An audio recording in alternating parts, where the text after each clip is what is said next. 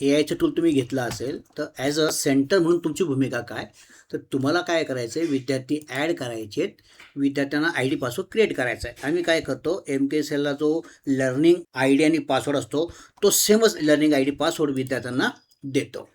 दुसरी गोष्ट, त्यांचा आपण रिपोर्ट तयार करू शकतो. अजून सेंटरला काय करायचं, तर सेंटरला कोणकोणत्या असाइनमेंट दिसल्या पाहिजेत विद्यार्थ्यांना ते ॲनेबल करायचं आहे. शक्यतो जास्ती असतं 10 असाइनमेंट दिसतील याची आपण व्यवस्था केलेली आहे, पण तुम्ही 5 किंवा 4 विद्यार्थ्यांना दाखवायचे असतील किंवा एकच असाइनमेंट दाखवायचे असेल, हा तुमचा चॉईस आहे. तर हे आलं सेंटरची भूमिका. आता मी विद्यार्थी म्हणून लॉग इन केलं, तर विद्यार्थी म्हणून मला त्या असाइनमेंट दिसायला आल्या आहेत ज्या मला सेंटरने दाखवलेल्या आहेत. आता मला ही असाइनमेंट कशी करायची हा प्रश्न पडला आहे मला. तर मला काय सांगितलं गेलेलं आहे की टेक्स्टचा उपयोग करून तुम्हाला इमेज बनवायची. तर टेक्स्ट टू इमेज ही सिंपल असाइनमेंट आहे.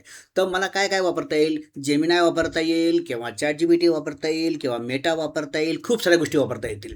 प्रत्येक विद्यार्थ्याला फक्त हे समजावून सांगायचं आहे की तुम्हाला हे प्रॉम्प्ट टाकून वेगवेगळ्या AI टूलचा उपयोग करून आउटपुट काढायचे आहेत आणि आउटपुट काढताना तुम्हाला जे उत्तर मिळाली ती इथं लिहायची. ते विद्यार्थ्यांनी लिहिलं बघा. पहिल्या विद्यार्थ्यांनी लिहिलं की माय प्रॉम्प्ट वाज draw village in 2036 which is in Maharashtra, Pune district and mountain with reverse and all, अशा गोष्टी त्यांनी लिहिल्या आहेत. आणि दुसरी विद्यार्थिनी आहे ओहाळ म्हणून, तिने काय लिहिलेले आहे की मी प्रॉम्प्ट ChatGPTला टाकला तर ChatGPT म्हणतो की मला इमेज जनरेट करता येणार नाही, त्यापेक्षा मी तुम्हाला प्रॉम्प्ट लिहून देतो आहे, मग तुम्ही दुसरा एखादा टूल वापरा, असं वगैरे वगैरे त्यांना वेगवेगळे आउटपुट मिळणार आहेत. आणि मग हे प्रत्येक विद्यार्थी नोट्स टाकू शकतो. आता हा विद्यार्थीसुद्धा ह्याने जर असाइनमेंट केल्यानंतर त्याला वाटलं की मला काय इथं लिहायचं नोट्स की मी असाइनमेंट कशी सोडवलेली आहे, तर अशा पद्धतीने विद्यार्थी आपले इनपुट टाकतात.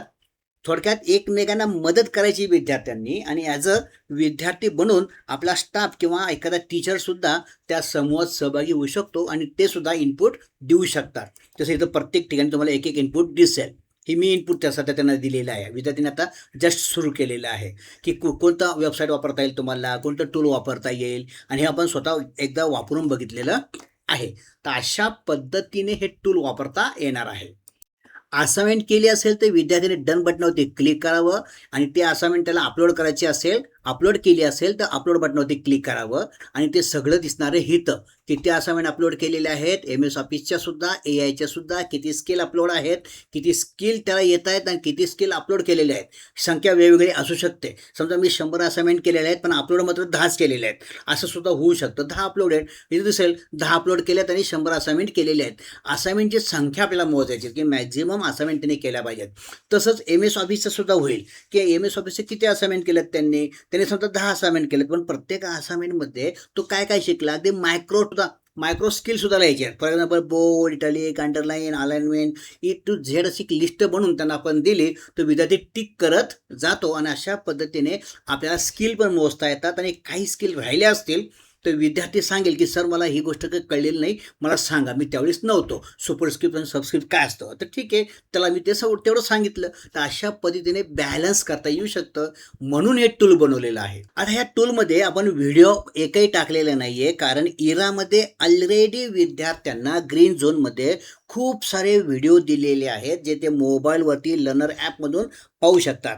त्याच्यानंतर MKSLने आणखी एक वेबसाईट दिलेली आहे, ती सुद्धा तुम्ही क्लासरूममध्ये विद्यार्थ्यांना व्हिडिओ स्वरूपात दाखवू शकता. या व्यतिरिक्त ते यूट्यूबला जाऊन सुद्धा पाहिजे तेवढे व्हिडिओ सर्च करू शकतात.